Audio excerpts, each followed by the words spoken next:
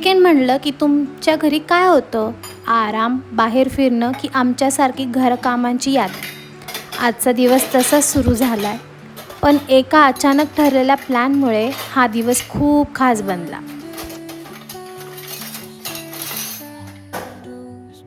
Good morning. आज आहे Saturday आणि ऑफिसची सुट्टी असली तरी घरकामात सुट्टी नसते.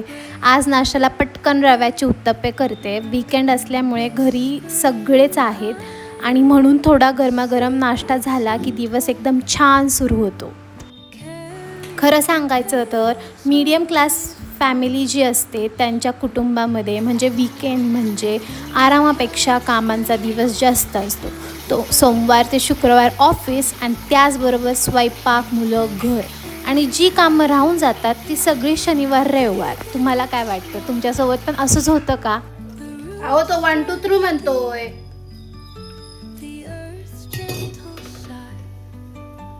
महिलांसाठी वीकेंड म्हणजे कपडे धुणं, घर आवरणं, फ्रीज साफ करणं, मील प्रिपरेशन, किराणा अशी कितीतरी कामं असतात. कधी कधी वाटतं आज काहीच करायचं नाही आहे, फक्त आराम करायचा आहे. पण असं कुठं होतं का हो? कधीच नाही.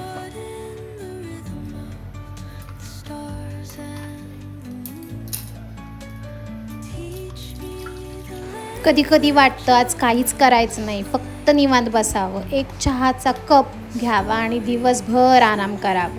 पण आई झाल्यावर किंवा गृहिणी झाल्यावर असं करणं खूप अवघड होतं. घरातली कित्येक गोष्ट आपल्या हातानेच व्हावी असं सतत वाटत राहतं.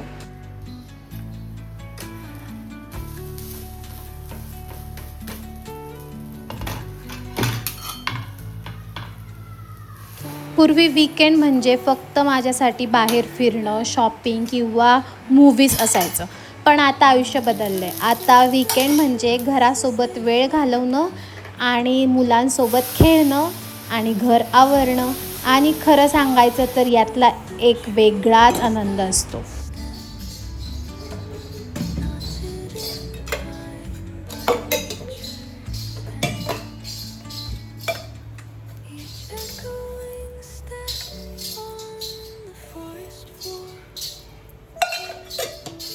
हाय कर. कर हाय. हाय. अगं बाई माझे पिल्लू ते. माझे बॉबी. खाऊ खायचं. मला एक गोष्ट नेहमी वाटते, आपण महिलांना स्वतःसाठी वेळ काढायची सवयच नसते. सगळ्यांचं झाल्यावरती वेळ उरला की स्वतःकडे बघायचं. पण कधी कधी स्वतःलाही थोडा वेळ देणं तितकंच महत्त्वाचं असतं. कारण आपण आनंदी असलो तर संपूर्ण घर आनंदी राहतं.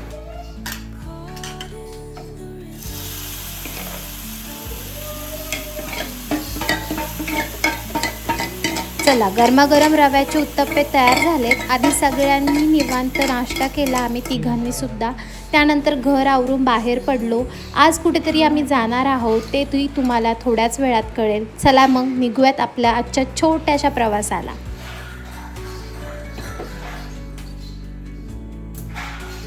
Everyone, welcome back to my channel. मी प्रियंका तुमचं सगळ्यांचं माझ्या चॅनलवरती स्वागत करते आहे. आज आहे सॅटर्डे आणि आम्ही आज निघालो आहे बाहेर थोडंसं पुणे दर्शन करायला. 2-3 स्पॉट्स आम्ही काढलेले जे की आम्ही पण आत्तापर्यंत बघितले नाही. बघा, 9-10 वर्ष झालेत मी पुण्यात स्वतः येऊन आणि आमच्या लग्नाला पण 5-6 वर्ष झाले. पण आम्ही अजूनही त्या स्पॉटला गेलेलो नाही आहे. सो म्हणलं चला आज निघूयात घराच्या बाहेर थोडंसं, जेणेकरून थोडंसं ब्रेक मिळेल. लांब नाही पण ठीक आहे, इथलंच इथं तरी. चला, आय गेस ब्लॉग 2 पार्टमध्ये होईल कारण 2-3 प्लेसेस आहे. सो स्टे ट्यून आणि बघूयात पहिलं कुठल्या प्लेसला आम्ही जातो आहे, कारण आम्हालाच माहीत नाही आम्ही कुठं जाणार आहे. म्हणजे स्पॉट्स काढले पण पहिल्या स्पॉटला कुठे जाणार आहे पहिलं आम्ही ते काही ठरवलेलं नाही. चला स्टे ट्यून.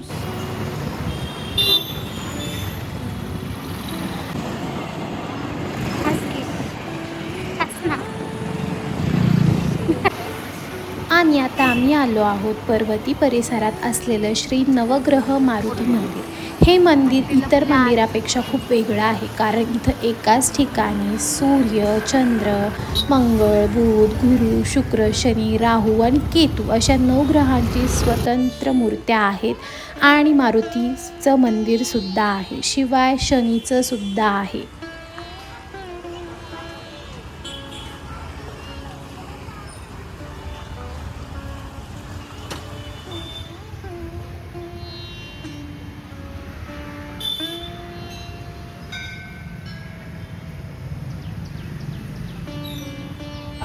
आज इथे गर्दी खूप होती कारण शनिवारही होता. शनीचं मंदिर म्हणलं शनिवारी खूप इथे गर्दी असते. अनेक लोक ज्योतिषशास्त्राच्या वर विश्वास ठेवून इथे दर्शनाला येतात. मंदिरात प्रवेश करताच खूप शांत जाणवतं. आजूबाजूला झाडं आहे, स्वच्छ परिसर आहे आणि प्रत्येक ग्रहाची सुंदर मूर्ती आहे. तुम्हाला मी पुढे दाखवतेच. इथे फिरताना खरंच खूप प्रसन्न वाटतं.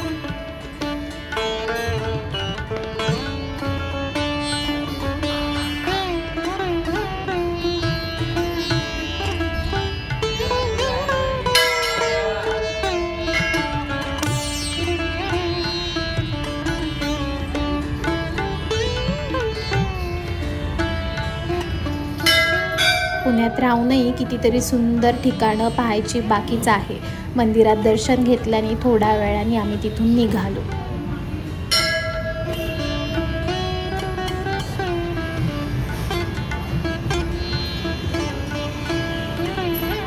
आजच्या व्लॉगचा पहिला भाग मी इथंच संपवते. पुढच्या भागात आपण पाहणार आहोत पुण्यातली अजून 2 अप्रतिम ऐतिहासिक मंदिरं, जे एक 300 वर्ष जुनं आहे आणि दुसरं तब्बल 1200 वर्ष जुनं आहे. तो व्लॉग अजिबात मिस करू नका. भेटूया आपण अशाच पुढच्या व्लॉगमध्ये. Till then bye, take care. आणि व्लॉग आवडला असेल तर नक्की लाईक, शेअर, कमेंट करायला विसरू नका. चॅनलवरती नवीन असाल तर प्लीज सबस्क्राईब करा. बाय.